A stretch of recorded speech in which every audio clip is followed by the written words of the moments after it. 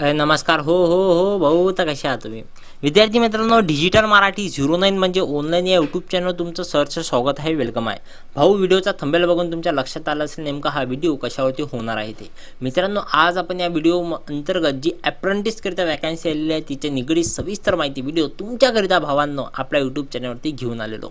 मित्रांनो, काय कशी प्रोसेस आहे, काय कशी इन्फॉर्मेशन आहे, संपूर्ण माहिती व्हिडिओ तुमच्याकरिता आपल्या यूट्यूब चॅनलवरती घेऊन आलो. तर चला मग भाऊ, जास्त गंजीर गाठा नंतर पूर्ण करता पटाक्कन व्हिडिओला सुरुवात करून घेऊ. मित्रांनो, संपूर्ण पहिले तर भाऊ तुमच्याकडे PDF मॅच जे बनवली शॉर्टकटमध्ये राऊंडकट, हे मी तुम्हाला समजून सांगतो, मग त्याच्यानंतर आपण बघू. मित्रांनो, युनियन बँक अंतर्गत जे मित्रांनो अप्रेंटिससाठी वॅकन्सी आलेली, तुम्ही मला सांगा बेरोजगाराची एवढी संख्या आहे, याच्यात याने अप्रेंटिसची भरती काढली, ते पण बँकेत. कमालच झाली. सेंट्रल बँकनं पण काढली होती, त्याच्यावर व्हिडिओ बनवलाच आहे आपण. आता याने पण काढली. सेंट्रल बँक ऑफ इंडिया अंतर्गत अप्रेंटिसची वॅकन्सी आली ती. त्याच्यानंतर आता युनियन बँक ऑफ इंडिया अंतर्गत जी आहे मित्रांनो अप्रेंटिसची वॅकन्सी ती. काय कसं आहे तुम्हाला विशेष सांगतो.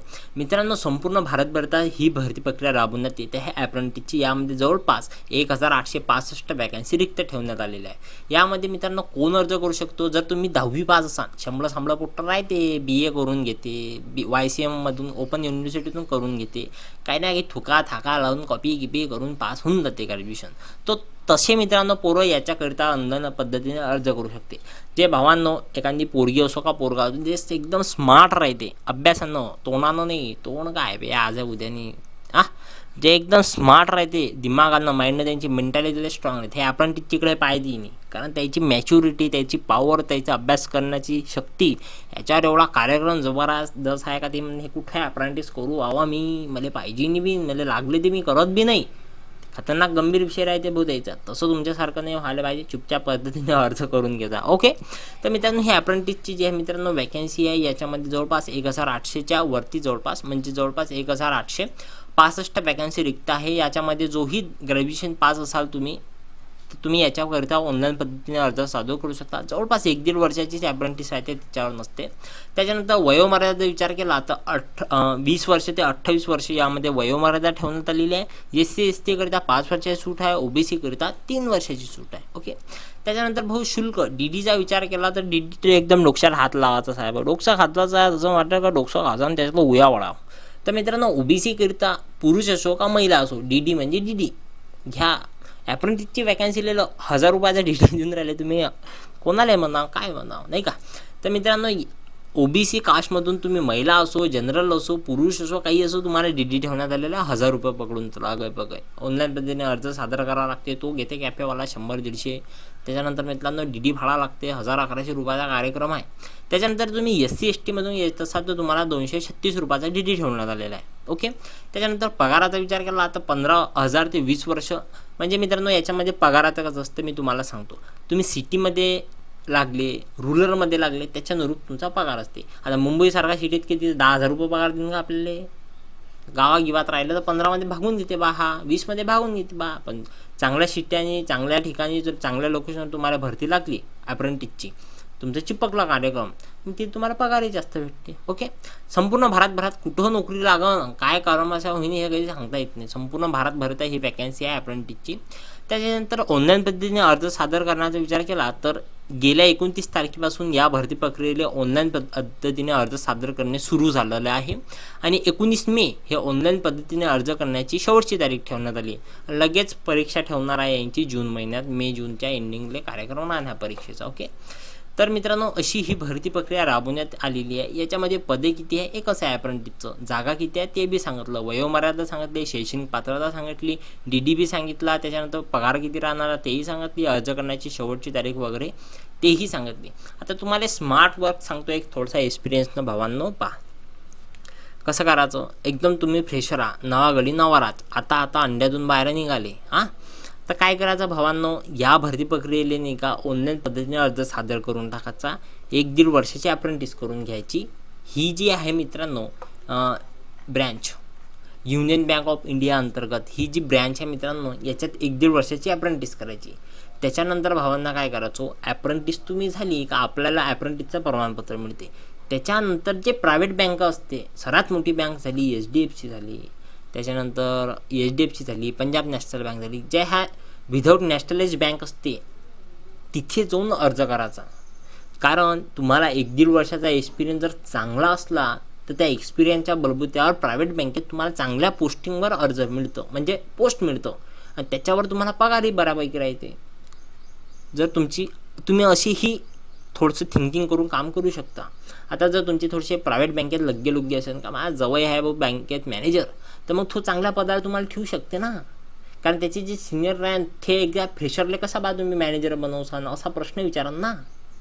जर एखाद्या ॲप्रेंटिस आहे 1-1.5 वर्षाची, तर प्रायव्हेट बँकेत त्याला आरामशीर 20, 25, 30 हजार रुपये महिन्याची नोकरी आरामशीर इझी गोईंगमध्ये भेटते. जरासा हेडॅक राहते हे मान्य आहे, एक्सेप्ट आहे. हेडॅक की गव्हर्नमेंट बँकेत राहत नाही असं नाही आहे भाऊ. प्रत्येक बँकेतल्या प्रत्येक कर्मचाऱ्याला दिमागाच्या मागं कामं राहते म्हणजे राहते. मला अनुभव आहे कारण मी बँकेचा VC आहे. ओके, आणि ते पण नॅशनलाइज बँकेचं. तर या सर्व गोष्टी आहे.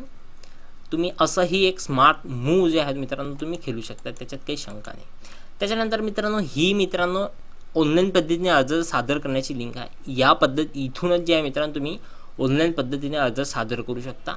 इथं दिसते तुम्हाला. हे जर तुम्हाला वाटलंच तर मला कमेंट करून सांगा भाऊ या व्हिडिओमध्ये कशा प्रकारे ऑनलाईन पद्धतीने अर्ज सादर करू याच्यावरती एक व्हिडिओज घेऊन येऊ स्पेशल. ओके, तशी तुम्हाला याची लिंक आपल्या व्हिडिओच्या डिस्क्रिप्शन बॉक्समध्ये देऊन देतो भाऊ, जेणेकरून तुम्ही व्हिजिट करा आणि याच्यात काळ्या करून पहा. जमलं तर जमलं, नाही तर भाऊ आहे जिंदाबाद. ओके, तर अशी जी आहे मित्रांनो ही अप्रेंटिसची वॅकन्सी आलेली आहे. तुम्हाला एकदम खतरनाक सांगितलं मी, अप्रेंटिस करून प्रायव्हेट सेक्टरमध्ये एक्सपिरियन्सनं चांगल्या पोस्टिंगवर चिपकून जायचं. काही टेन्शन काही घ्यायचं नाही. जर नोकरीच करायची असेल ते नसेल तर मग एक स्मार्ट मूव्ह केलाचा बिझनेसच्या स्वरूपात इन्व्हेस्टमेंट जर असेल तुमच्या सगळ्या गोष्टी पद्धतशीर देवाच्या कृपेनं तसंही करायचं. ओके, आता व्हिडिओला थांबून घेऊ आपण, काही टेन्शनच नाही आहे. पण जाता जाता एवढंच सांगतो, कोणत्याही क्षेत्रात घुसा, फक्त मेहनत करा. जिद्द चिकाटी संयम ह्या सगळ्या गोष्टीवर सर्व गणित असते भावांनो. तुम्ही स्पर्धा परीक्षाचं घ्या की आणखी काही घ्या, तुम्हाला मेहनत करावंच लागेल. ज्याच्यावरून तुम्ही दुर्लक्ष केलं तिथं तुमचा कार्यक्रम वाजन. अभ्यासावरून दुर्लक्ष केलं तर तुमचा अभ्यास बैगन. तुम्ही जर तुमच्या जे शरीराची पर्सनॅलिटी आंघोळणी केलं, नखनी धुतले, केसनी धुतले तर ते पण बैकन. आणि सर्वात महत्त्वाचे म्हणजे नातेसंबंध, तुम्ही त्याच्यावर जर दुर्लक्ष केलं तर तुम्ही गर्लफ्रेंड आज माई आहे उद्या अजून कोणाची आहे. तसंच भावांनं आई बाबा जे की असं सर्व गोष्टी मॅनेज करावं लागते. सगळ्यासोबत व्यवस्थित राहावं लागते. कमी बोला जास्त ऐका हा मूलमंत्र मी माझ्यासाठीच ठेवला, कारण मी भरपूर बोलतो, फालतूही बोलतो, कामाची बोलतो, चांगलंही बोलतो. जर तुम्हाला जीवनात सक्सेस गाठायचं असेल कोणत्याही क्षेत्रात कोणत्याही फील्डमध्ये, MPSC करा, UPSC करा, ग्रुप C करा, SSC करा, GD घ्या, CGL घ्या, MTS घ्या, त्या व्यतिरिक्त मुंबई हायकोर्ट घ्या, अप्रेंटिस घ्या, स्टेनोग्राफर घ्या, बँकिंग क्षेत्र घ्या, डिफेन्स क्षेत्र घ्या, आर्मी फोर्स, कोणत्याही क्षेत्रात जर तुम्हाला यश गाठायचं असेल तर त्याचं मूलमंत्र एकच आहे, मेहनत मेहनत मेहनत मेहनत मेहनत. आणि ते पण सही डायरेक्शनमध्ये.